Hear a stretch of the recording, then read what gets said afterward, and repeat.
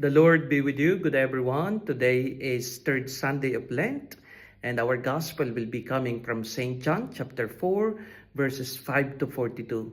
This is all about the meeting between the Samaritan woman and Jesus at the well at noontime. Imagine the woman was trying to hide from people because she was ashamed of her life. But just at that moment when she was hiding from everyone, she was found by the Lord. We may be able to hide from people, but we can never hide from God. But the moment we have been found by the Lord and we responded and start a conversation with the Lord, there will be inevitable change in our life. At first, the Samaritan woman called Jesus Sir. Then after, he realized he must be a prophet.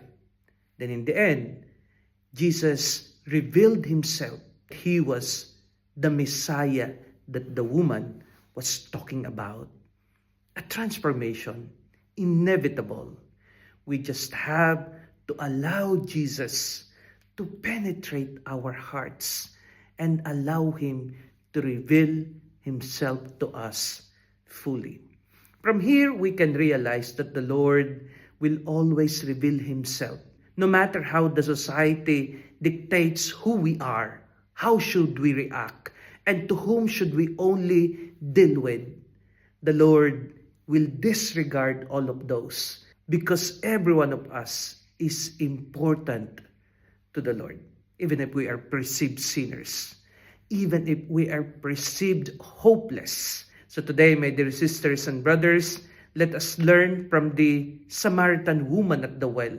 Let us drink the water that gives eternal life, the living water of Jesus, so that we shall thirst no more and we will be contented with what Jesus can give us, with the grace that the Lord is sharing us, and with all the power that the Lord is entrusting to us.